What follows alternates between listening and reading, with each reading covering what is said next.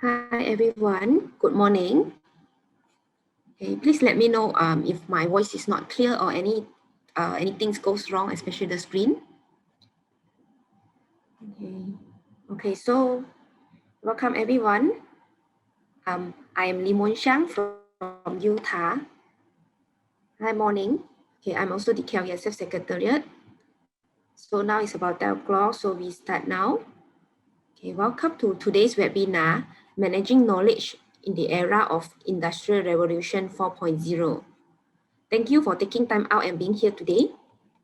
This webinar provides an introduction to the key importance of knowledge as a primary source for innovation in the era of Industry 4.0. The ability to manage the knowledge asset is crucial for sustainable growth and development. This webinar will expose the audience with some best practice for managing knowledge assets with the aid of emerging technologies. The objective of this webinar are, first, to understand the importance of knowledge asset as a primary source for innovation. Second, to explore the emerging technologies and best practice for managing knowledge assets.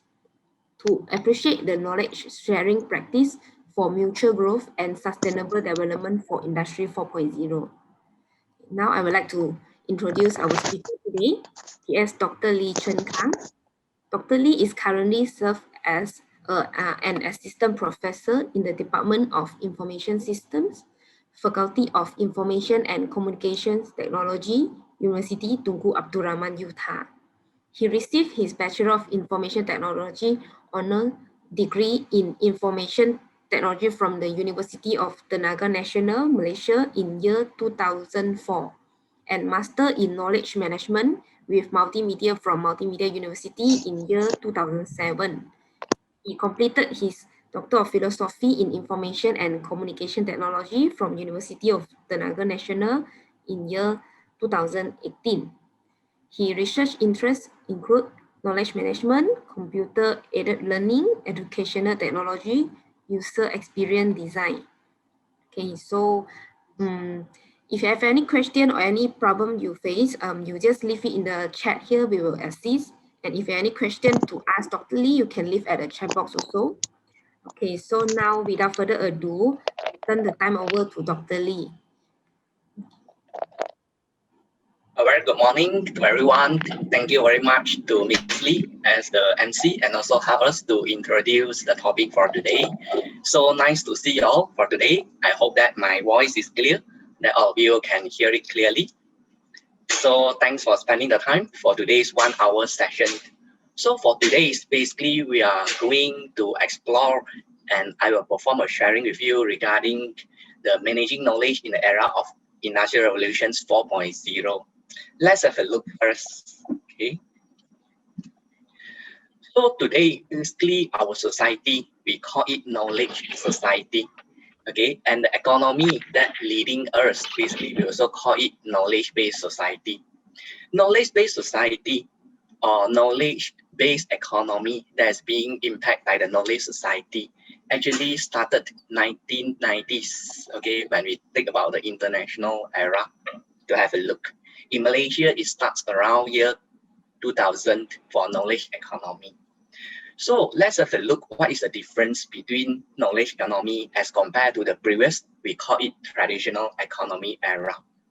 In the previous traditional economy, all of us are familiar with, by which we know that the main asset for a corporate or for an organizations to compete with their competitor are mainly based on the physical assets. Physical assets are those tangible assets. Okay, for example, the land, the capital on hand, the truck, okay, the properties that the organization have.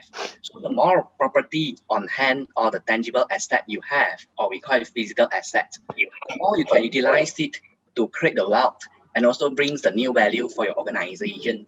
This is something that the perception we have in the previous era. But today, okay, by having the physical assets, it is not important, especially in knowledge-based economy era. In this era, we know that the capital, land label, all these tangible assets or physical assets, it has become the secondary resources, okay, by which Okay, all the competitors, they will have all these assets. Okay, you can easily loan it from the bank, okay, to purchase something. Okay, what makes one organization or one individual differ to the other basically is the knowledge that they have. That the knowledge basically can be used as the assets. We call it intangible assets in order to create competitive advantage. That's something that you can create a value for yourself that differ you from your competitor.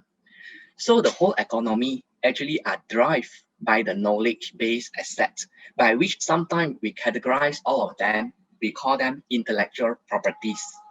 So the more intellectual properties you own, you have, you can make yourself differ from your competitor, and you can utilize all these intellectual property to create a value for your personal growth, or for organizations, they can utilize the intellectual property they have, okay, to create competitive advantage that they are able to make themselves differ from their competitor. That's why under the era of knowledge-based economy, we are actually trying to utilize, or we use the word to leverage what we know in order to generate the value. So the wealth creating activity, it depends a lot on the knowledge that someone have, someone owned, or someone know how to utilize it. So when we see the relationships regarding competitive advantage, where does competitive advantage come from today? Actually, competitive advantage can come from many factors, but one of the main core factors that contribute to competitive advantage is coming from innovation. And where does innovations come from? Innovation comes from knowledge. So when we define knowledge, one of the most basic definition for knowledge is know plus how. The understanding that you have on certain things, and based on your understanding, you know how to react, you know how to respond, you know how to use your understanding to perform some action, to solve some task by providing some solution, and these solutions we call it as innovation. Between the creativity idea you have plus the action that you the creativity idea into something practical, something useful, something that can create as a solutions to help to solve a certain problem, then this become the competitive advantage that you have over your competitor. So when we say competitive advantage means something you have, something your competitor don't have, that you have certain advantage over them, we call competitive advantage. It comes from innovation, and innovation, it never drop from the sky, it never suddenly come out from your brain. It comes from the knowledge, the understanding that you have, and you use it to generate. Let's have a look further. Innovation makes a huge difference, we know today, to differ from one organization to the other. And the logic under knowledge-based economy is very simple. If you don't change what you're trying to offer, okay, no matter product, service, or the skills, how you develop them or to deliver them, you can be easily overtaken or replaced by others. So this lets me to reflect back one of the typical case study, okay, in 1970s plus, the story about Kodak. Maybe some of you who are young here, you not familiar with Kodak, but some of you, I think you know that Kodak is one of the famous film producing company before. So Kodak is very famous previously because of the film productions technology they have over the previous, okay, photo that we are able to produce through the film oriented technology. During that time, 1970s plus, Kodak is too proud over their product, especially the film oriented technology, that they are the leaders in the market, and generate the profit a lot through the film, okay, oriented technology they have. Actually, during that time, they have a very strong research center, and in their research center, one of the groups, they managed to invented digital camera. So digital camera technology is being invented by Kodak. But when they raised the idea in the top management meeting, whether they want to release the digital camera to the market or not, and in the management meeting, they decided not to do so because they think that their film-oriented technology is so good that it earns a lot of profit for the company. Why they want to introduce a new technology? Better keep it in the lab first. We wait for a few years before we introduce. Because of this, later on, the other company, they managed to coming up the digital camera and they released it quickly in the market. And because of this digital camera technology without the need to use a film-oriented technology, it dominates the market. And Kodak realized they try to release their technology. That time they are late. They are late. Okay, so you can see that actually innovation, you need to act fast also. Although the knowledge you have, that can lead to innovation, but you need to replace your previous technology with the new one quickly before others overtake you. So it is some things that under knowledge-based economy, innovation is important and the action to perform it fast is also something that we need to consider. That's why it is something we learn from the Kodak case study. Don't be too proud over our previous technology. You can be easily replaced if you are not that fast to introduce something in the market. So let's have a look how important innovation is. For Siemens, they claim that innovation is their lifeblood. So this is a slogan that they always try to share with their colleague, their internal staff, that innovation is their lifeblood. For Microsoft, the founder Bill Gates said before, we are always saying to ourselves, we have to innovate. So we have to come up with that breakthrough, or else we can be easily replaced by others. The late Steve Jobs from Apple, he also always stressed about innovation that will distinguish between a market leader and also a follower. So these some things that we can see how innovation is an important factor under knowledge-based economy. And innovation actually comes from the knowledge that you know how to utilize it. Ahmad Muhammad, without innovation, we can't advance. Yes, I think all these slogans or this keyword innovation, you can easily see it in many company organizational objective, mission, vision. You can see the words of innovation. Let's have a look on this interesting informations that I think some of you ever exposed to it through the Facebook circulation or through your Insta story sharing. None of these 6 companies ever exists 20 years before. Uber, the world's largest taxi company, owns no vehicle.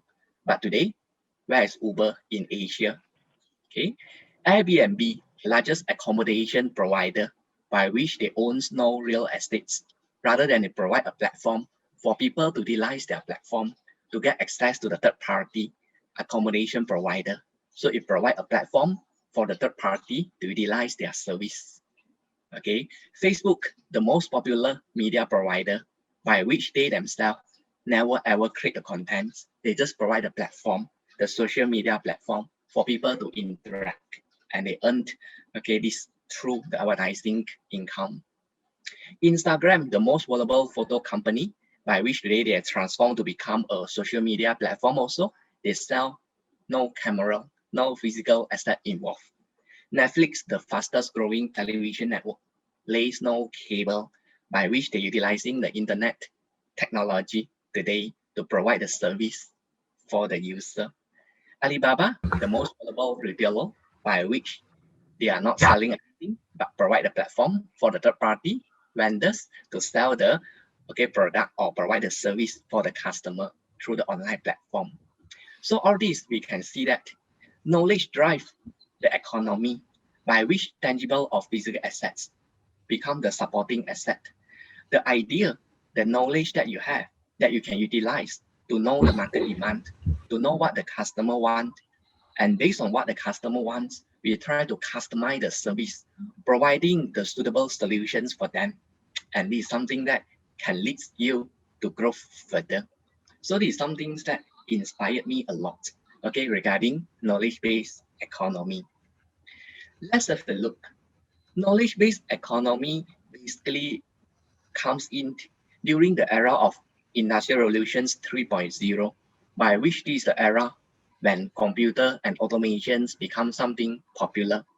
It even extended and being impacted by Industrial Revolutions 4.0 today, by which today we call the era of IR 4.0, because today we are highly impacted by the technology, especially the ICT technology that try to blur between the physical world and also the cyber world.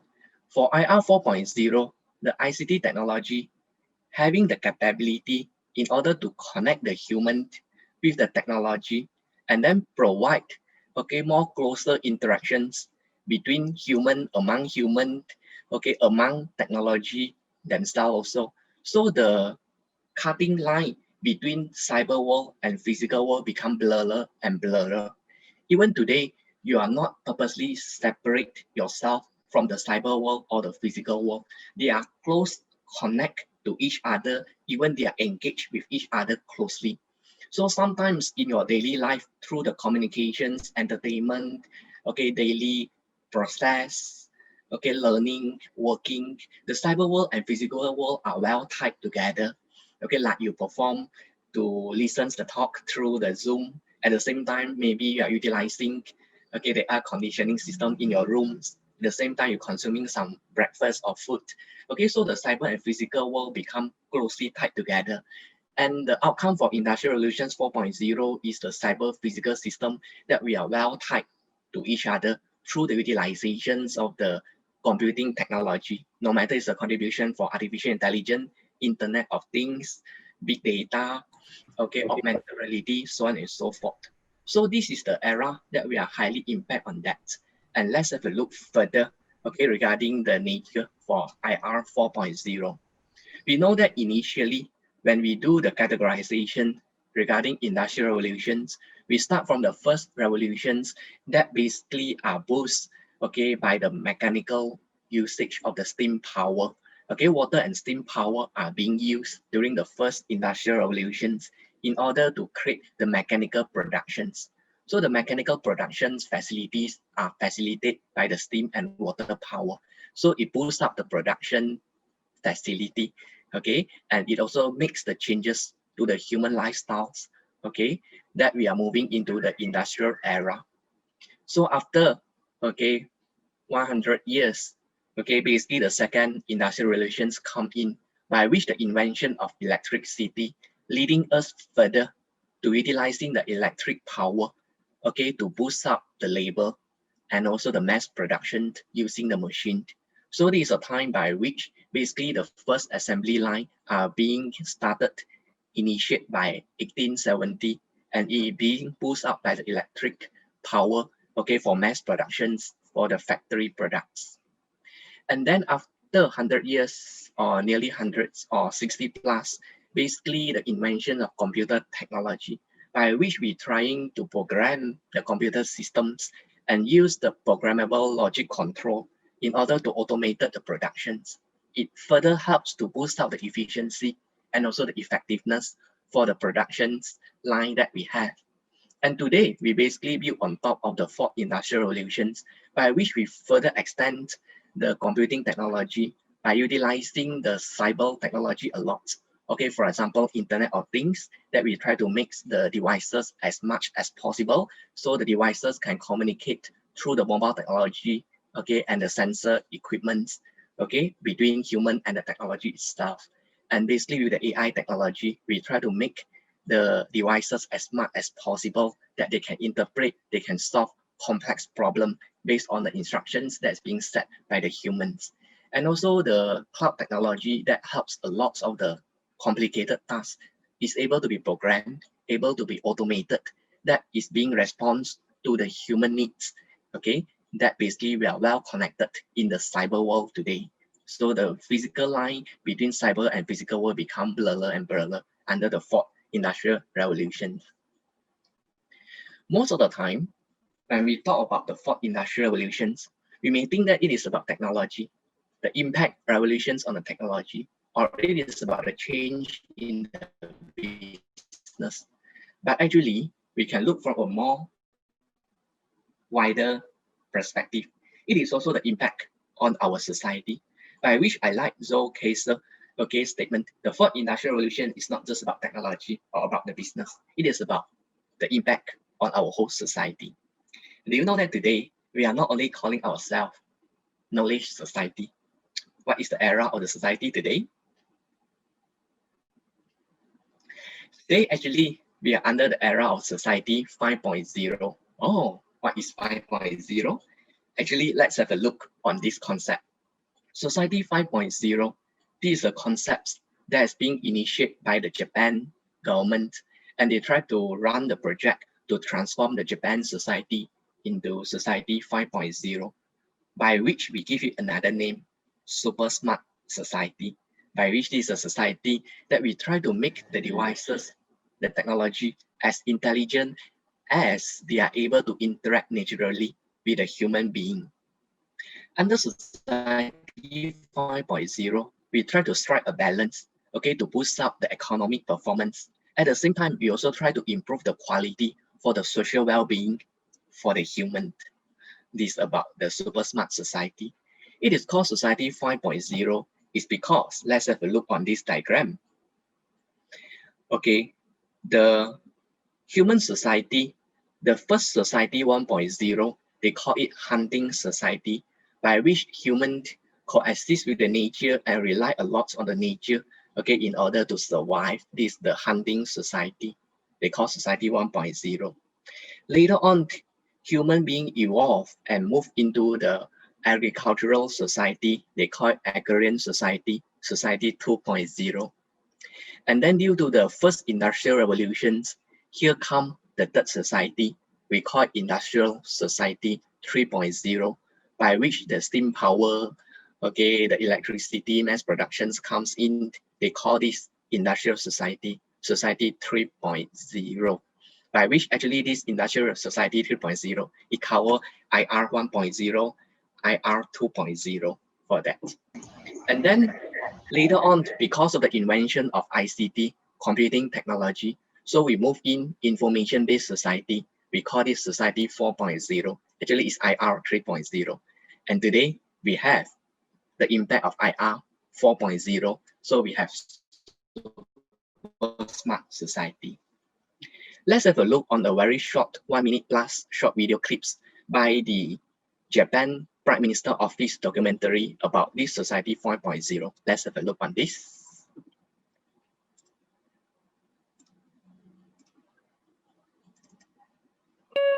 The fourth industrial revolution will enable us to create a new society. Artificial intelligence will transform the big data collected through the Internet of Things into new wisdom. Society 5.0, a technology-based, human-centered society.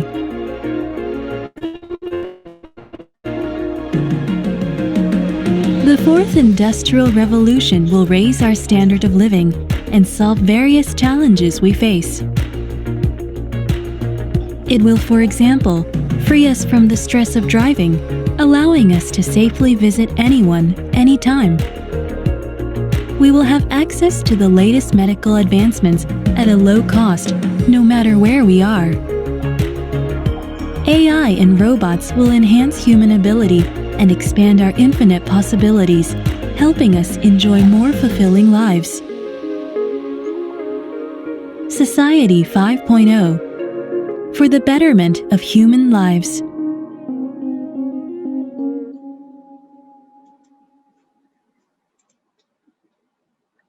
Okay, so just now basically it's a short documentary, okay, produced by the Japan Prime Minister Office, okay, to introduce the concept of 5.0 for the society. It tried to strike a balance between the economic growth and also try to bring the good impact for the social well-being for the human. That's why they call it the super smart society. You can key in Google and you can search a lot information about Society 5.0. Let's have a look further regarding our slide. I hope that all of you are still here with me.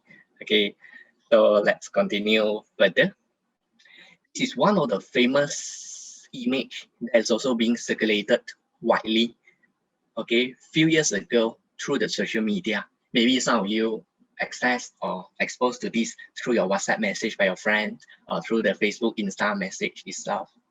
This is the image actually published on the first cover page for this magazine we call Economist magazine in years 2017, okay, on the first cover page of it, by which this image inspired me a lot, okay, regarding the world's most valuable resources actually today It is not rely on the oil mining anymore, but the data.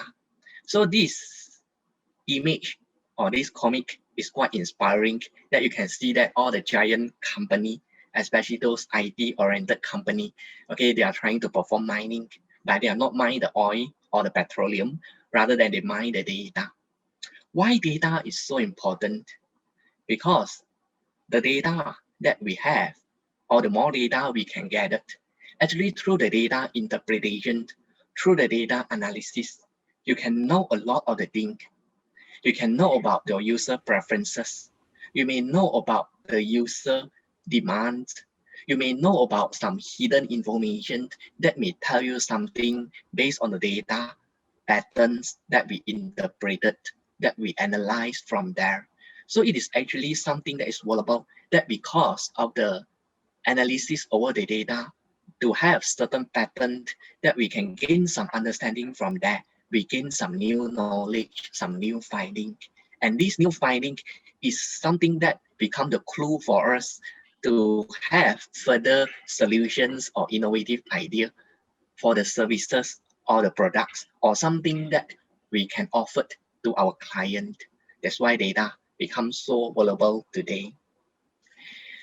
On this slide itself, I think many of you know about some of the company under here, by which this is just an example for those company that basically utilizing the advantage of IR 4.0 to further extend their business. Okay, some of the company, I think you know about them, like Google, Samsung, Huawei, Microsoft, Oracle, Hewlett Packard, Siemens, Cisco, okay, Alphabet, NEC, so on and so forth. Not limit to this, there's many more company. Okay, the message here basically that I would like to share with you, basically for IR 4.0, sometimes we may think that the competition is about technology, okay, by utilizing the technology to offer the new products or the better product. But actually, under Industrial 4.0 competitions, all these companies, one of the major tasks is to further, okay, through the data that they collected, okay, and they try to combine, compile, interpret, analysis, they can get some understanding to offer better digital service for the client through the use of cyber technology. Okay, so rather than using the technology to offer the product, we using the technology to collect the data as much as we can, or sometimes we call this the big data concepts, and we try to interpret the data to know certain patterns or certain trend and try to use this as a solutions to offer some services that can serve our customer better. It is still go back to the previous proverbs. The more you can understand the customer needs, the better you can serve the customer. But today, the customer needs also change rapidly. So there's no such a thing we call loyal customer as compared to the previous era. That's why the demand, the needs, the perception of the customer, the preferences changes rapidly, that we need to analyze what they need, what they want from time to time. Let's have a look further, okay, regarding the definitions of knowledge. Different scholars, basically they provide different definitions about what knowledge is. But basically for me, okay, I like the definitions from Edward and Gaziri, by which knowledge can be defined as the understanding that we gain through the experience or through the study. It involves two parts, the know plus how, the understanding that you have, and how do you base on your understanding and also your previous experience that you accumulated to react, to perform some action that provide some solution. And this is what we call knowledge. So knowledge, it needs to have two things, the understanding plus the action. Sometimes some people say, I know about something, but when you ask them to provide a solution based on what they know, they can't provide. It is still not the complete knowledge that they have. So a complete knowledge, it needs to have both parts, the understanding and also the action that you know how to respond to, or you know how to react based on the understanding, the experience that you accumulated. This complete part, only we call it as knowledge. When we talk about knowledge, we need to have a look on this hierarchical chart regarding the relationship between data, information, knowledge, and the highest we call wisdom. So this is one of the famous chart that I like it a lot, by which we know that where does knowledge come from? Knowledge come from the information. Where does information come from? Come from the data. So data is the predecessor for information. Without data, there's no such a thing we call information. Actually, do you all know that in Latin word, information, it comes from the Latin word by which data information, data in certain form is actually we call information. So actually information is the data that you collected and you sorted them accordingly to certain pattern, and through the pattern it tells you some message, and the message itself is the information. Based on the information, you try to interpret, understanding, and gain some things from there, and it becomes something that you can react, you can respond based on the understanding over the information we call knowledge. On top of knowledge, we have wisdom. Wisdom is something that dealing with the spiritual growth of the human being. It dealing with how actually we can use, okay, the knowledge that we have in order to bring the benefits for the whole social welfare of the human being. This is what we call wisdom. So normally when we talk about wisdom, it is associated with religion, spiritual development, life science. These are the highest parts under this hierarchical chart by which it comes from the knowledge. The knowledge comes from information. Information comes from data. Let's have one of the example. Sometimes when you perform some driving, you will use the Waze or some application to assist you to know whether the road having high traffic jam or not, especially those located in Klang Valley. So when we perform the driving, before we drive, okay, we open up the applications through our mobile devices to know about something about the road condition. So through the apps, it will try to collect the data, the real-time data, and through the data, you know that maybe for certain time, okay, how many cars bypass certain toll, so on and so forth. So when you categorize the data, or the application categorize the data into certain patterns, maybe based on certain time duration, 8 to 10, 10 to 12, 12 to 2, 2 to 4. So you know that which period basically it is having heavy jam and which period it is having low, no jam conditions. This is the information that you get from the apps. So the apps provide the information for you. It processes the data behind and serve you with the information. So based on the information, you will try to understand and you will try to react based on the information. So you know that between 8 to 10, it is the most heaviest jam for the federal road around Mid-Valley. So you try to avoid that area, or you try to use some alternative route to bypass. So this is something that the understanding you have over the information, and you know, okay, what is the solutions that you can take to avoid that. Okay, so this is something that we can know about their relationships. Let's have a look further. When we talk about knowledge, actually, okay, knowledge can be divided into two main parts. One we call explicit knowledge, one we call tacit knowledge. What is the difference between the two? Okay, for explicit knowledge and also the tacit knowledge. For explicit knowledge, it is those knowledge that basically you can articulate, you can express in a systematic order, by which you can easily using the language, the symbols, written text to express it in a systematic order. Normally they are in the rule base or in some statement form. Whereas tacit knowledge are those knowledge that normally reside in your brain. And when you want to express, it is very hard for you to express.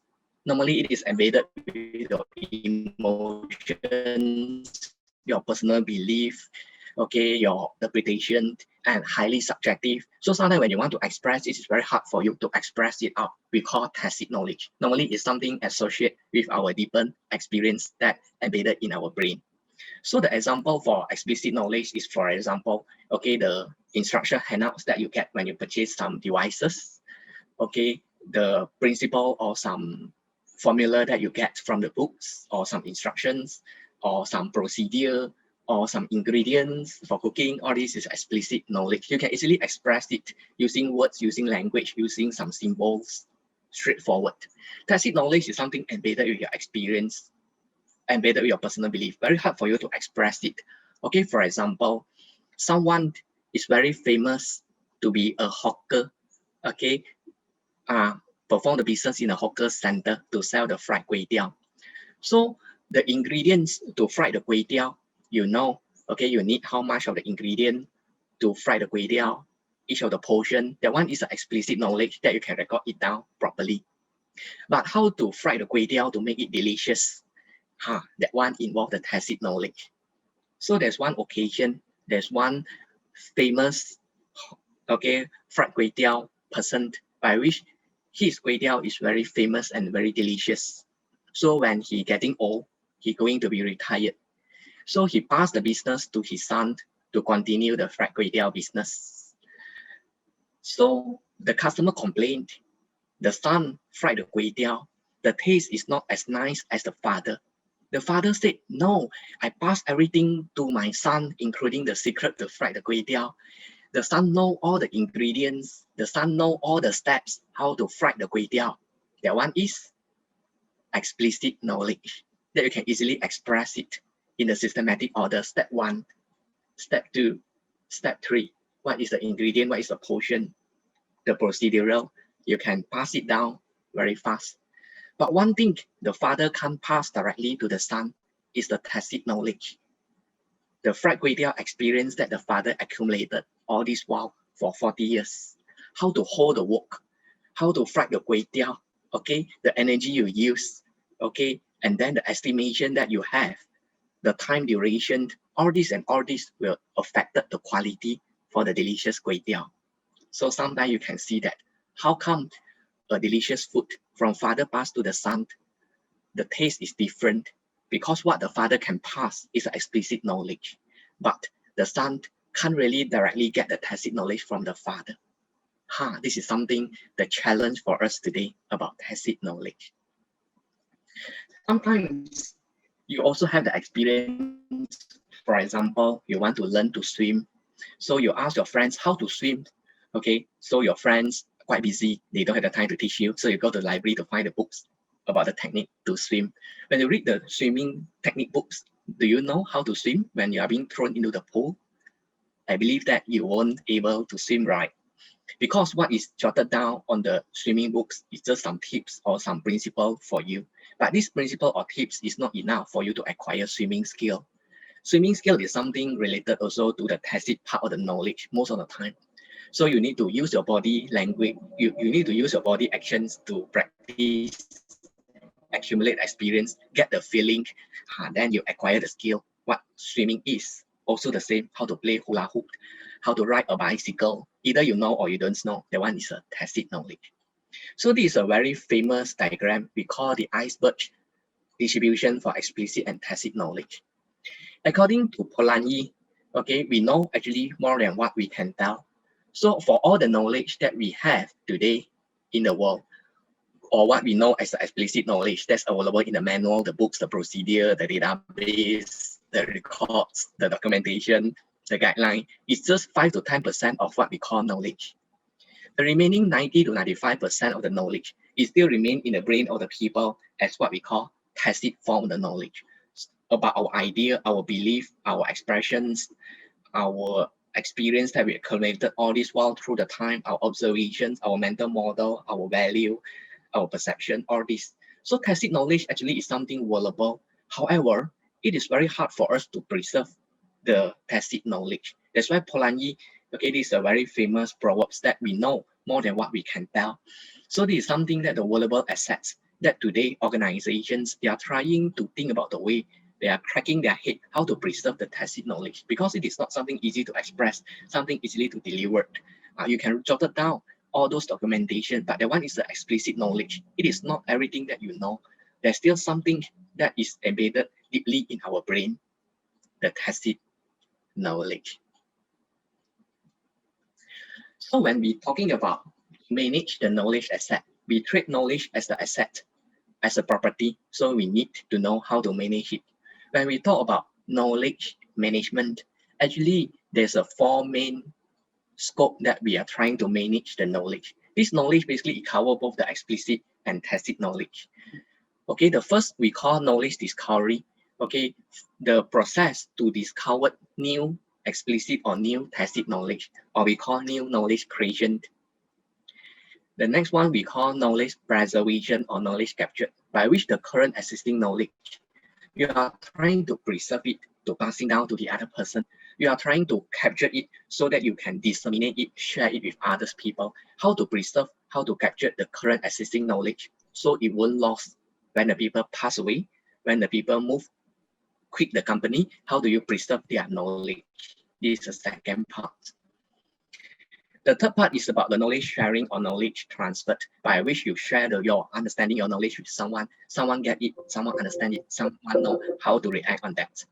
And then the last one is a knowledge application. Okay, the application of knowledge, okay, to help to solve certain problem. This is especially in IR 4.0. Actually, we utilize a lot of ICT technology, and actually this is the outcome for knowledge application that we embedded the human knowledge, especially the explicit knowledge, into some procedural, into some rules for the computer devices or the technology, to utilizing it to apply to solve certain problems for human. These are the four scopes for managing the knowledge asset, from creating new knowledge to preserving, to sharing, and to applying the knowledge. This, in the era of IR 4.0, there's a lot emerging technology that can use to support for the managing over the knowledge. Don't limit to these 6 areas. There's others more, but these 6 are something that is directly impact towards the managing over the knowledge. The first one we call cloud-based software, or in a short form SaaS. Cloud-based software, or we also call it software as a service, by which today the software that you are use, okay, to perform your daily tasks, your office tasks, your personal tasks, you no need to download and install, by which all this software is available on the cloud server side, that you just need to have the internet connections, get access to the site, okay, perform some registrations, and you can use the software for free, or you pay some licensing fees to utilizing it.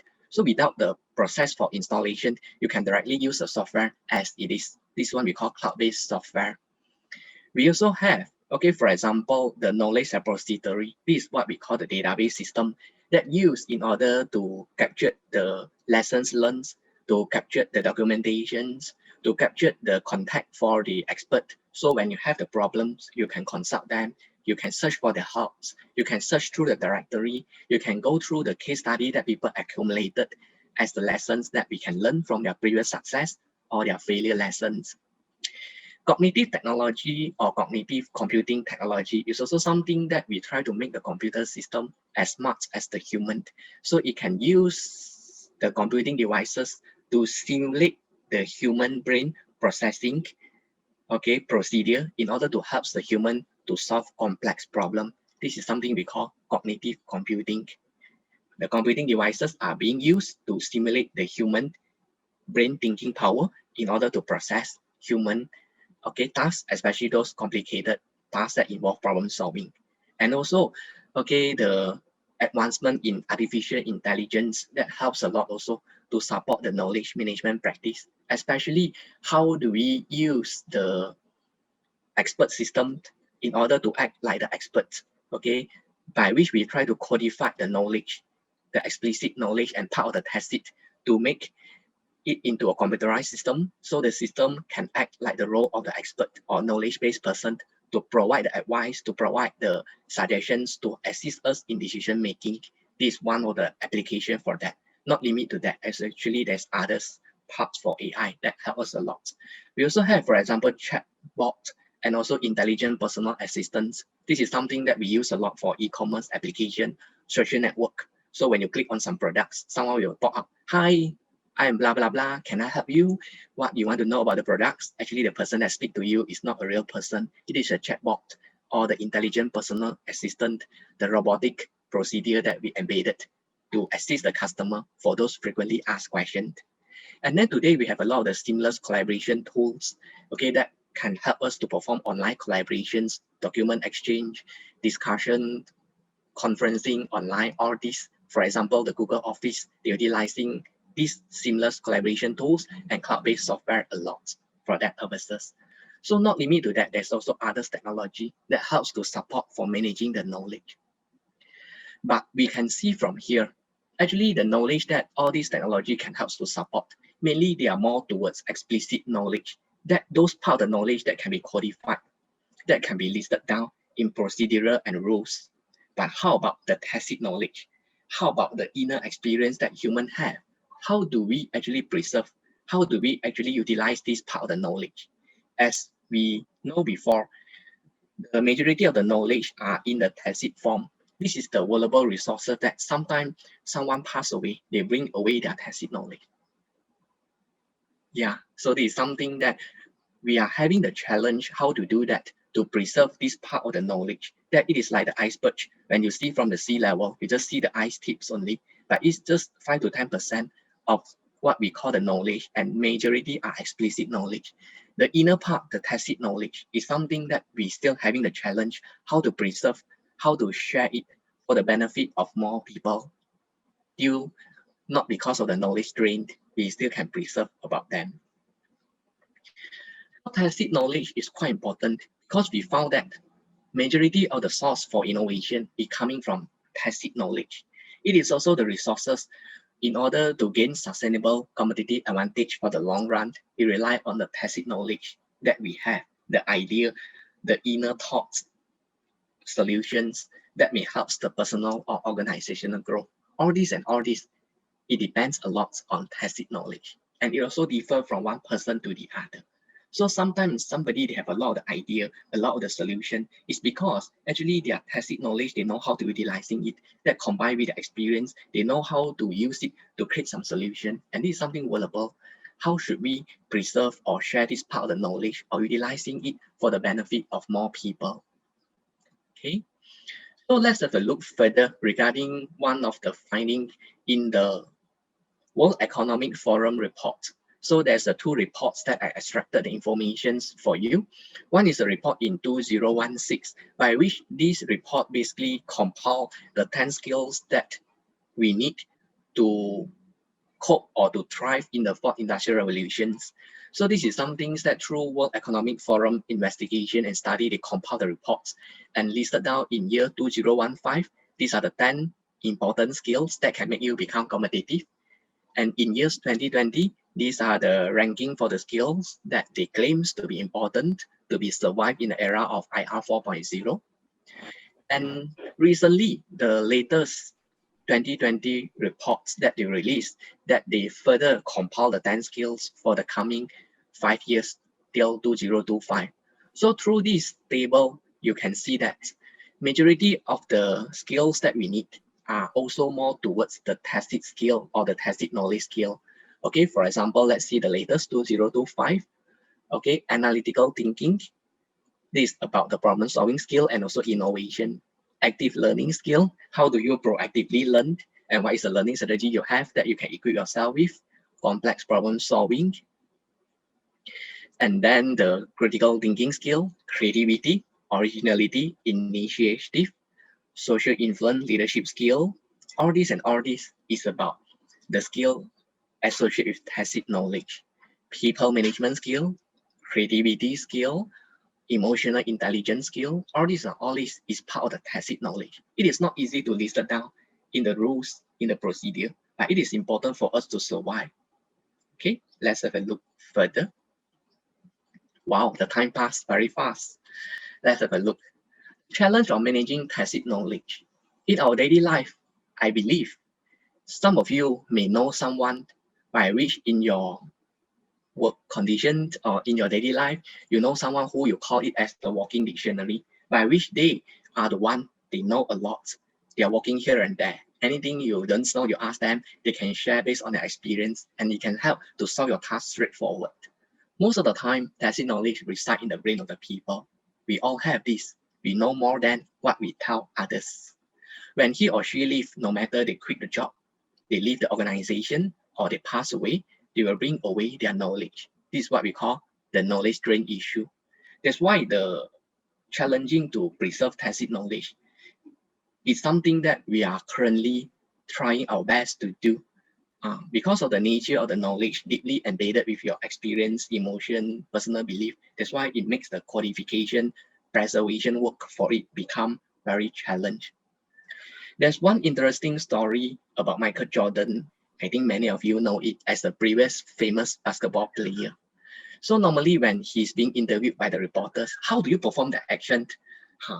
Michael Jordan will always say, or he can't express it using the proper language because this is something about his tacit knowledge experience. So finally he said, never mind, I demo for you. He can demo, but he can't express using word and language in the systematic order because it is something embedded with your tacit knowledge. That's why sometimes when you ask someone how to cook a nice food, they can tell you the ingredients, but how to make it delicious, this is something that they can't express it. They can demo for you through their body action. This is a challenge for tacit knowledge. So here basically is the slide that in the industrial practice, what are the ways that we can use to manage the tacit knowledge, especially because for explicit knowledge, technology can help us a lot today. So it is not the issue anymore. But about the tacit knowledge that reside in our brain and data we experience, how do we manage all this tacit knowledge, especially to preserve them, especially to share them out for the benefit of others, so it won't lose it when we pass away or when we go to another place. So how can we benefit from this tacit knowledge? So here, basically, I list out some of the technique that's being called as a best practice that's being practiced in the industry. One of the technique we call storytelling technique. This technique actually is not new. It's not new. In the human civilization, we're passing down our knowledge. We're passing down the wisdom from one generation to the other through the use of story, right? Why story is so powerful? Why story is so powerful? Because story, actually it is one of the mechanism by which it can help to capture many things in one story. Through the story, I believe that all of you, no matter you are young, in what age level you are, all of us, we like to listen to the story, including adults. Through the story itself, it makes you relax. It makes you have the imagination. It makes you to think about the storyline. It makes you to put yourself inside the story by follow the storyline. And the story normally equipped with the lessons, the procedure, everything are equipped within a single story. So through story itself, the scientists found out that it is quite useful as a human social way to preserve tacit knowledge, especially to passing down some lessons from one generation to the other. One of the good way is through story. That's why there's one occasion, the World Bank, they face the condition that their experienced staff, those work with them 30 years, 40 years, when they going to retire, they fail to document their experience completely, and they will bring away their experience when they leave the organization. The World Bank think that it is quite wasted. So they are thinking the way how to preserve the tacit knowledge of this worker. At last, they found out, they try many techniques. At last, one of the technique that is more efficient, we call storytelling technique, that they invite all those going to retire staff before they retired, 3 to 4 years before that. They don't need to do a lot of the office work anymore. What they need is to sit down and tell us your story, the story that you work with us, the story that you go through the process in World Bank. So through this story, they try to record using the technology like video, camcorder, using some equipment, using some recording devices. They try to record as much as possible, and they let the person to share the story. They go through the process, and they found out that they managed to preserve some part of the tacit knowledge. Previously, they are not able to capture it before. The next technique we call apprenticeships, or some people call it guided experience, by which you want to learn someone tacit knowledge. What you need to do, you can go through the process by we call deep mentoring approach. Follow that person, try to observe what the person do, try to practice what he or she did before, try to partner with them and do the thing together, and jointly solve the problem. So through the process, by observing, practice, imitating, partnering, jointly solve the problem, we can accumulate the similar experience like what the person have go through, and in the process, he or she can get you to learn something new. This one, let me reflect it back. In the ancient time, when you want to learn the martial arts, for example, Chinese Kung Fu, you are going to follow a Chinese Kung Fu master, right? You are trying to observe how he or she practice. You are trying to imitate their steps. You are trying to practice, and he or she will try to have some interaction, join Kung Fu interaction with you, and through the process, he or she will pinpoint the process, and you try to accumulate the experience, try to learn the technique, try to appreciate the inner experience and accumulate your own, then you learn something from there. This is also one of the good technique when we want to learn tacit knowledge from somebody. For example, you want to learn the skill from the chef, okay, have a good cooking. You can't just read the books, right? You have to go and try to observe what the chef follow on his side and try to have some interactions. And through this process, we call apprenticeships. You will learn something from there. The next one we call collaboration and social network, by which this collaboration and social network to allow me to take some more time to complete the remaining parts we are going to finish. So this is something that basically through interaction with different people, especially when you are able to interact with different group of the people, different background, different thoughts, different perception than you, through the collaboration and interaction, you can learn a lot from them, and even they can spark your mind for some new idea. So this lets me think about the story about Thomas Edison. We know that he's one of the great inventor, okay, one of the great inventor previously. So actually we may think that he's a solo inventor. Actually no, he's a very good social networker, social collaborator. He worked a lot with different people from different backgrounds. Because of this knowledge accumulated interaction, he can have a lot of the new inventions during his era. So we can see that Lego, it can continue to be survive today because also they open up, okay, the idea to allow the user to provide idea for them to have better idea to let Lego bricks to grow further. Initially, Lego is a very conservative company. They don't accept any ideas from the outside world. By which when ICT comes in, people try to shift towards what we call the digital gaming, try to move towards those computer devices as a platform to perform entertainment. Okay, so Lego business drop a lot. Okay, luckily they are able to open up the platform for their user to suggest the idea, for them to embed new ideas and try to integrate with the computing technology, okay, to have some simulations game using Lego teams, then they are able to boost up their business again. One of the interesting story about Kellogg's, okay, I think you know Kellogg's, basically their product quite famous, cornflakes product. There's one occasion that they having lack of the idea about how to create a new product. So there's one occasion, some of their design engineer go to the schools, interact with the children, try to ask the children what they would like to eat. The children said they are very boring. Every day their breakfast in US is basically the cereal with the milk. It is very boring, see the cereals in different shapes they don't like. They want to play with the cereals. So they give the idea, can I use the cereals to play around? And the person asks, how are you going to play with the cereals? Can I use the cereal to suck the milk and then eat the cereals after I suck the milk or drink the milk? Then they think about, aha, why not we coming up with a cereal straw that we make the cereal in a straw form for the kids to play around with the cereal straw, to drink the milk, and also to eat the cereal straw at last. So this is one of the famous product. There's one occasion in US about this product. So this is what we call the co-creation, by which through the collaborations, you work with different party, different person from different background, you open up your inventions to invite more people, you will have better idea for that. We go further. Water cooler conversation is something that shared by IBM, by which sometimes when you face some problem, okay, to work on certain solutions, so you go to the water cooler side to take the water at the dispensary. So sometimes you may meet up someone there accidentally, and someone may ask you what is the problem you face, and you tell them and they give us a solution. This is something we call knowledge accident.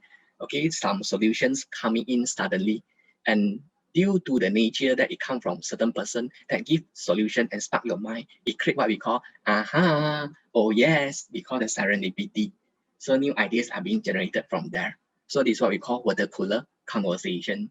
It's also one of the place or one of the conditions that when you relax, when you try to talk to different people, get yourself out from the routine job, it will spark your mind when someone not from your background give you some solutions that may trigger you for some idea. And the next one we call COP, community of practice. From time to time, when you are trying to join some groups, today you have a lot of online same interest groups that you can join through the social media, that you can try to exchange your idea, learn from each other. It can also spark your mind for some new idea because of the collaborations that we have with different people.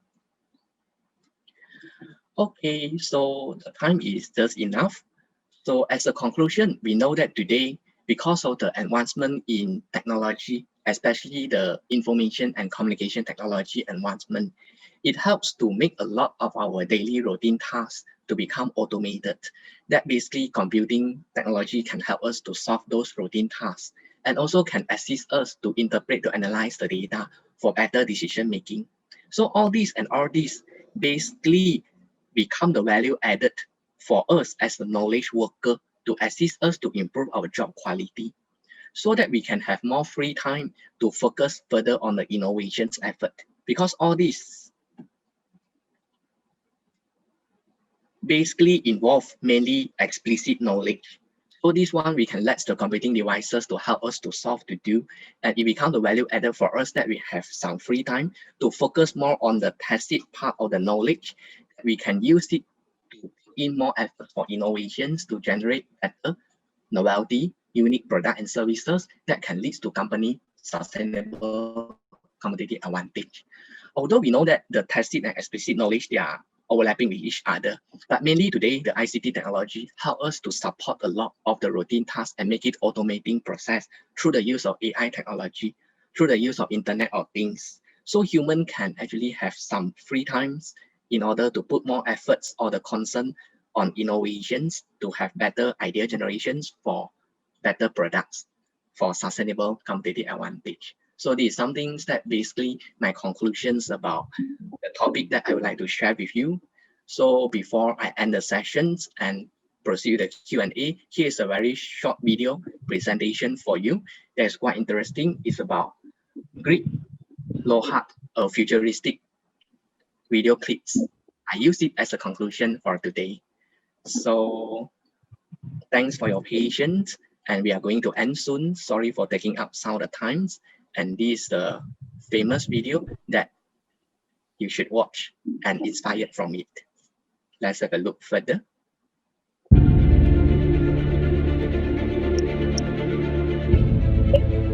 Once upon a time, business as usual was often good.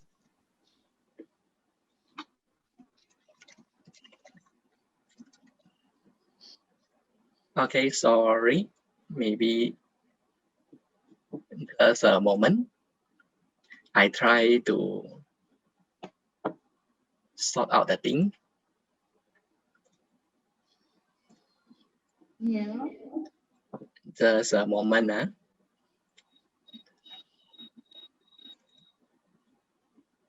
Digital, okay.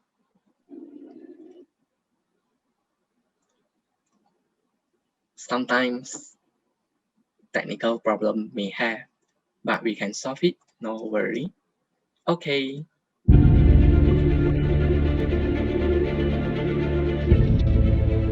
Once upon a time, business as usual was often good enough. No more. Where we are going, good enough is dead. In a world where everything is connected, where everything is equally excellent, where performance is reaching perfection, there's only one space left to innovate in: you. Right now, you are a central point in the raging tornado of change fueled by digitization, mobilization, augmentation, disintermediation, automation. Well, the list goes on. Science fiction is becoming science fact. Think about self-driving cars or computers that can learn and think. The way we work will never be the same. The skills we need will be dramatically different. Winning or losing are now happening faster than ever before. So what's your response? How will you discover new opportunities?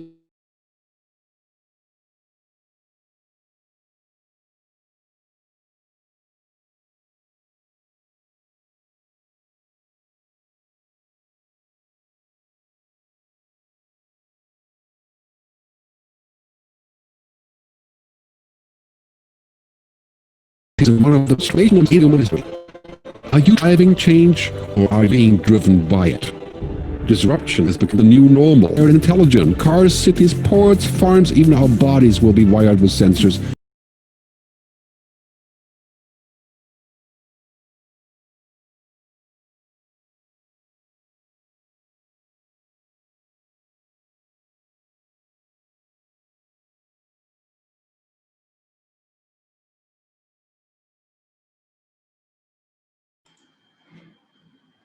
Everyone, sorry, I think the connection is quite bad and disconnected, so we wait for a while.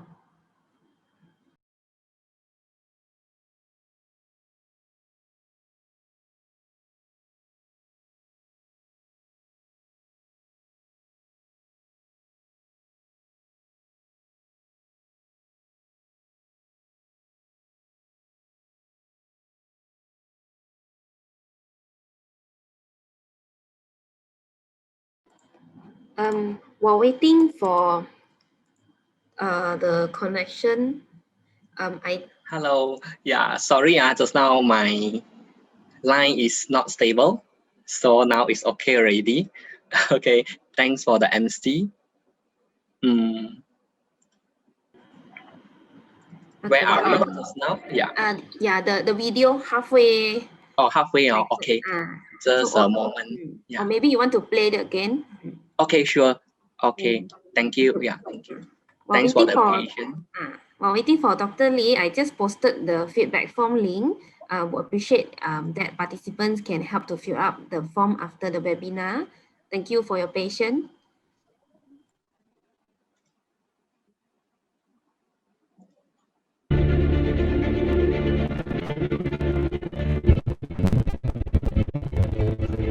Once upon a time, business as usual was often good enough.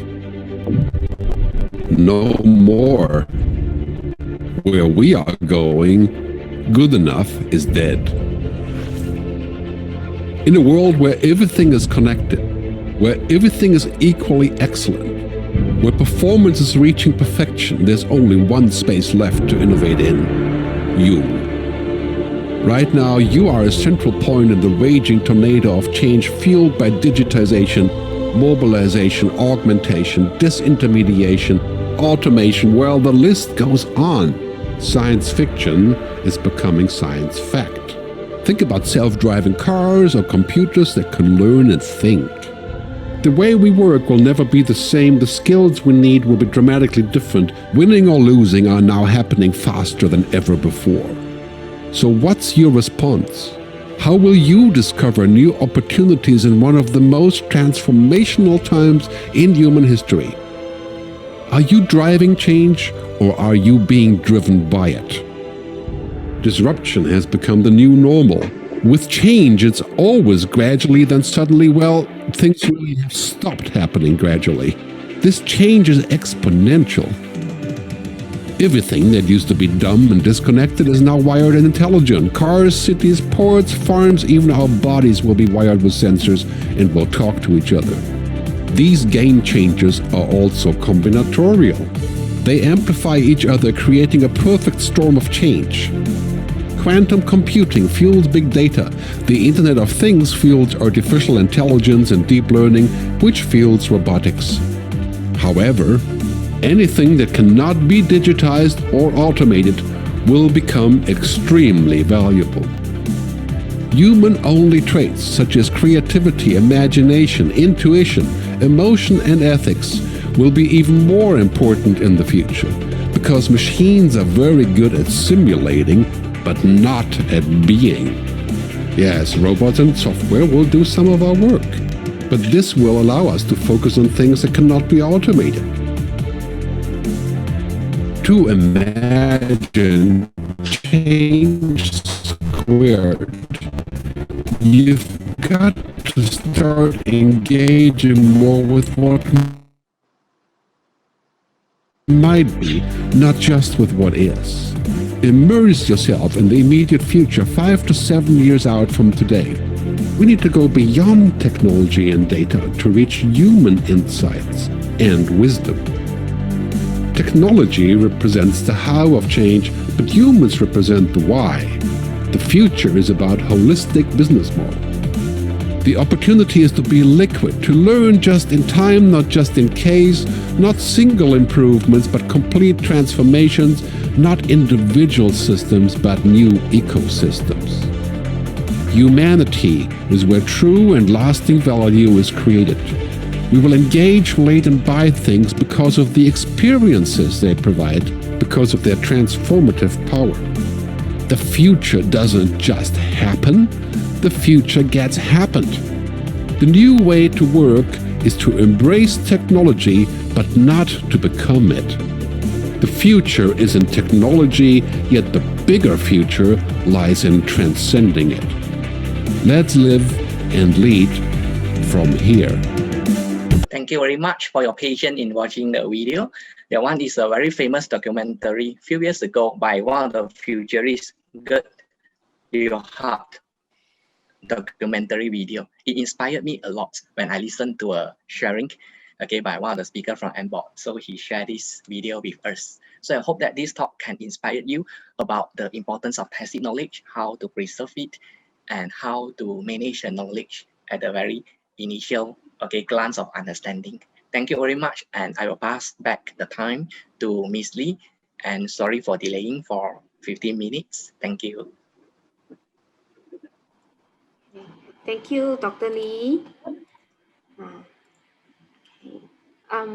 Dr. Lee, I have sent you the question asked just now to your email in case you can't see it from the chat again. See. Okay. So just a moment. Yeah, I try to open my video. Okay, and also the.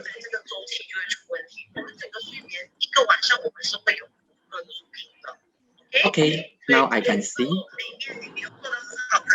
One moment.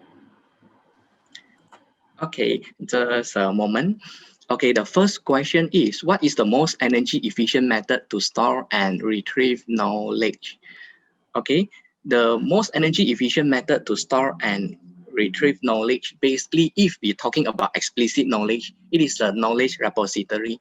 We call the database system that we have today that we use to store it on a cloud server.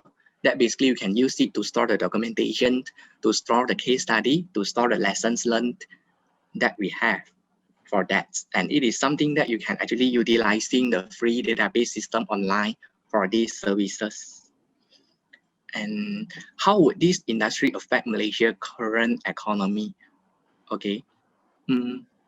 How would this industry, what will happen when Malaysia arrive IR 4.0 and when only we can achieve it? Actually, Malaysia currently are transforming and also undergoing the impact of IR 4.0. Actually, we already impacted by it, especially during this pandemic COVID period. Actually, it even boosts up the need or the demand of the cyber technology usage. So this is something that actually we are transforming directly and indirectly towards the process of it. Okay. HP questions: will data eventually destroy human freedom?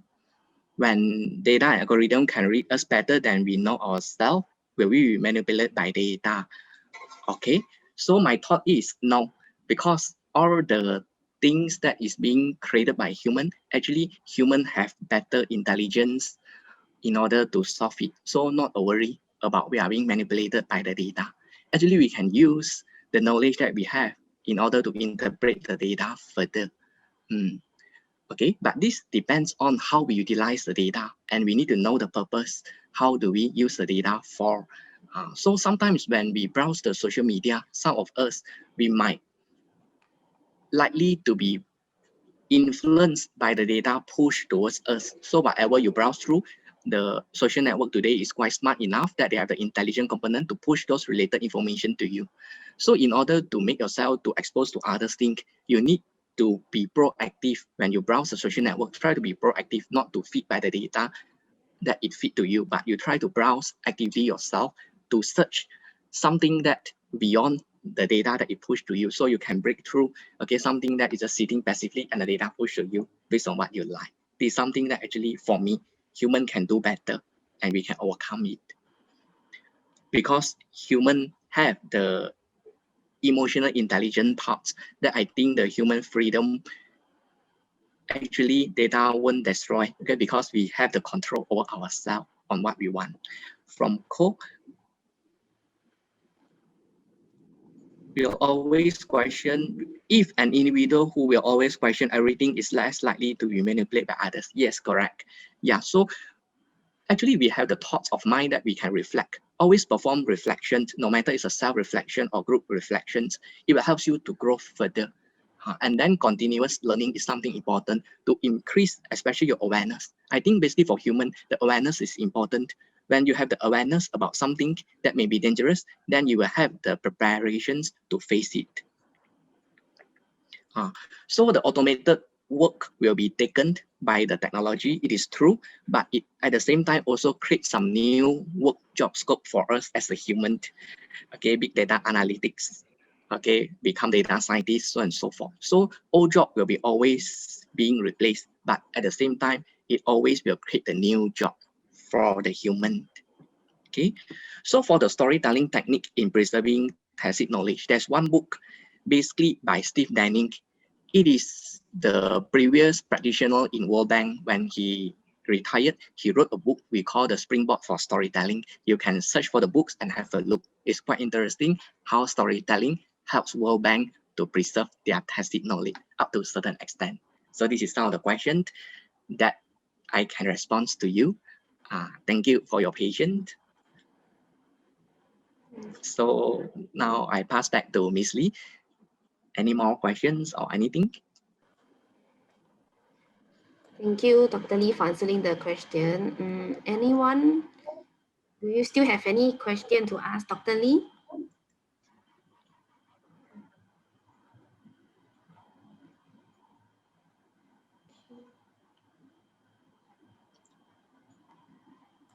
If no, then that's it for now. Then I'll pass back to Miss Lee. Enjoy your weekends. Okay, thank you, Dr. Lee. So before we end this webinar, I would like to share about our KLESF International Challenge, just a short one. One moment.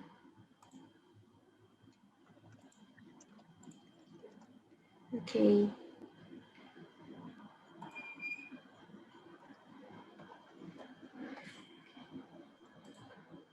Okay, so every year we have our physical KLESF, the fair, but this year we can't have the physical fair and we will conducting our event virtually.